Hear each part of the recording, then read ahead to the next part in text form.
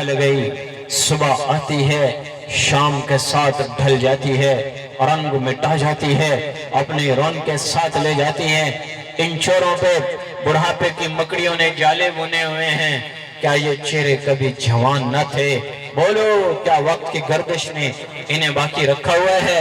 بھائیو، میں آپ سب سے درخواست کر رہا ہوں، بس کر جاؤ، موت کی تیاری کرو، تھوڑی سی زندگی باقی ہے، پتہ نہیں کتنے دن باقی ہے۔ کسی کے لیے کوئی ہے تو کوئی نہیں، پروانہ مل گیا ہو بھائی 50 سال 60 سال 100 سال، نو، نہیں، کسی کے لیے نہیں ہے، پتہ نہیں کب موت آئے۔ وما تدری نفس بأی ارض تموت، پتہ نہیں کس موڑ پہ شام ہو جائے۔ اور آج اپنے اللہ کو راضی کرتے ہیں کہ موت کے لیے جب فرشتہ آئے اللہ بھی راضی ہو۔ روح نکالنے والا ملک الموت وہ خود کہہ رہا ہوں میاں کلمہ پڑھ رہے ہیں، وہ خود تلقین کر رہا ہو، وہ بھی راضی ہو، اللہ بھی راضی ہو۔ وہ کیا منظر ہوگا جب اللہ راضی ہو اور ملک الموت روح نکالنے کے لیے آئے۔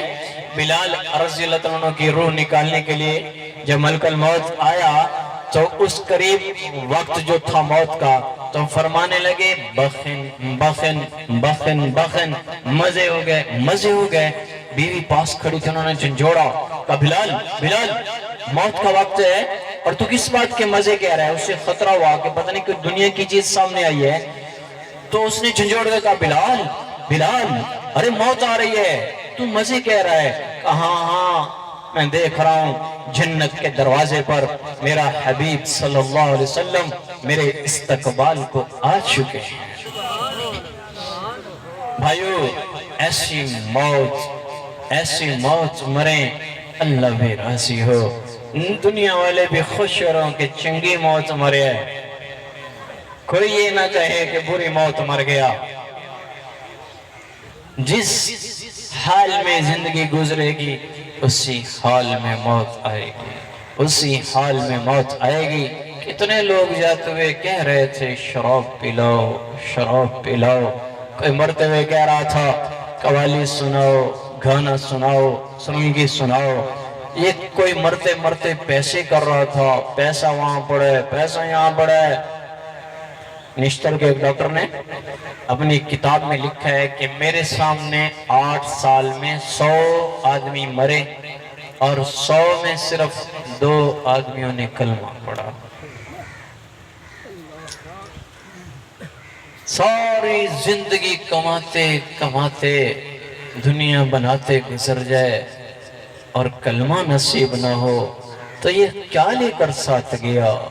خالی ہاتھ چلا گیا، زمین کے اندر اتر گیا، مٹی کے اندر لٹھے کی چادر میں سلا دیا گیا، کچھ بھی لے کر نہ گیا، دنیا بھی برباد کر بیٹھا، آخرت بھی برباد کر بیٹھا۔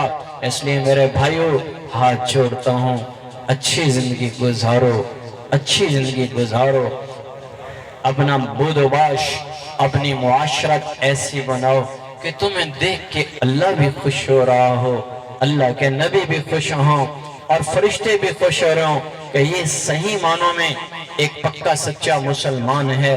اور اگر اسی حال میں موت آ گئی تو پتہ نہیں کیا بنے گا۔ میں سب سے درخواست کر رہا ہوں کہ زندگیوں کا رخ بدلو، اللہ کے نبی پاک صلی اللہ علیہ وسلم کی مبارک زندگی کو اپنی زندگی میں لاؤ۔ اللہ کے نبی کی غلامی میں جو آئے اللہ نے انہیں عزتیں عطا فرمائی۔ بھائی تمہیں اہل بیت کا شان بیان کر رہے تھے تو اہل بیت کی شان کیا ایسے ہی بلند ہو گئی ہے؟ اور وہ نانا کون تھا ان کا؟ اس پہ تو غور کرو، حسن حسین کا نانا کون تھا رضوان اللہ تعالی علیہم اجمعین؟ شان ایسے تھوڑی بلند ہو گئی ہے، پہلے رسول کے گھر میں آئے ہیں، پہلے اللہ کے حبیب کے خون سے جڑے ہیں، تب جا کر یہ شان ملی ہے۔ تو اللہ کے نبی کی غلامی میں جو آیا جہاں آیا، اللہ کی قسم اللہ نے اس کو عزت دی۔ وہ صحابہ ہوں، وہ تبع تابعین ہوں، اور یا پھر آج کا کوئی ادنا سا شاہد جمیل جیسا کوئی کھٹیا 15ویں صدی کا کوئی مسلمان ہو، اگر وہ اللہ کے نبی کی سنتوں کے ساتھ اور اس زندگی کے ساتھ جڑ گیا تو میرے رب کی قسم اللہ نے اس کو عزت عطا کر دی۔ نسبت حضرت محمد صلی اللہ علیہ وسلم کی ہے۔ ایران سے ایک آیا تھا مناظر اہل تشیع کا، نور جہانگیر کی بیوی، وہ شیعہ تھی، تو کبھی کبھی کہا کرتی تھی تو بھی شیعہ ہو جا۔ تو وہ، میں کسی کی نفی نہیں کر رہا ہوں، کہیں ذہن میں یہ نہ سوچنا میں کچھ واقعات سنا رہا ہوں، تو وہ کہنے لگا کہ جانے من تجھے جان دی ہے ایمان نہیں دیا، ایمان نہیں دیا۔ میں اپنے مذہب، میں نے تجھے کبھی نہیں روکا تو جو مرضی کر، لیکن میں نے تجھے جان دی ہے ایمان نہیں دیا۔ تو شہزادی تھی، اس نے ایران سے ایک مناظر منگوایا کہ دہلی میں مناظرہ ہونا تھا، پاکستان ہندوستان ایک تھا اس وقت، تو علماء دیوبند کے ساتھ وہاں کسی سے مناظرہ تھا۔ لاہور میں جب آیا تو نور جہاں کہنے لگی یہاں کے کچھ بڑے صوفیاء ہیں، اور صوفی آدمی کے پاس صرف اللہ اور اللہ کے رسول کا علم ضرور ہوتا ہے، محبت اتنی ہوتی ہے کہ وہ مناظرے کا علم حاصل نہیں کرتا۔ میں ایک سادہ سا آدمی ہوں، میں نے اپنی زندگی طلب علم میں گزاری، میں نے مناظرہ نہیں سیکھا، کہ میں اس کو اچھا نہیں سمجھتا ہوں، یہ میری اپنی سوچ ہے، حالانکہ اس سے نفع بھی ہو جاتا ہے، لیکن ہم تبلیغ والے چونکہ تبلیغ کی برکت سے زندگی بدلی، تو مناظرہ نہیں، ہم کہتے ہیں محبت، ہر ایک کو محبت دو، یہ اپنی اپنی طبیعت ہوتی ہے۔ تو اس نے کہا صوفی ہیں نا جو یہاں لاہور کے، پہلے ان کو شکست دے لے اور پھر آگے چلیں۔ تو ایک بزرگ کو بلایا اللہ والے کو، اور اس کے ساتھ سوال و جواب شروع کیے، تو وہ کہنے لگا حضرت حسین کی شان اتنی ہے کہ ان کی قبر کے بعد 40 میل تک جتنے قبرستان ہیں سب کی بخشش۔ یہ اہل تشیع نے کہا، تو انہوں نے، وہ صوفی آدمی تھے، کہا اچھا اتنی بڑی خیر، کہاں، کہ یہ حسین کو مقام کیسے ملا؟ وہ کہنے لگا اللہ کے رسول کا نواسہ ہے، حضور علیہ السلام کا نواسہ ہے، آپ کے گھر کا آدمی ہے، کہ نسبت کیا ہے؟ کہ حضور سے نسبت جڑی ہے تو اتنا مقام ملا ہے۔ تو پھر صوفی نے کہا اگر حسین کی قبر کے 40 میل تک کسی کی بخشش ہوتی ہے، کسی کی قبر بنے تو سب معاف ہیں، تو جو اس کے نانے کے ساتھ سوئے ہوئے ہیں ان کی نسبت کیسی ہے؟ تو وہ فوراً شکست کھا کے کہنے لگا جن کے صوفیوں کا یہ حال ہے ان کے علماء کا کیا حال ہوگا۔ وہ واپس چلا گیا ایران۔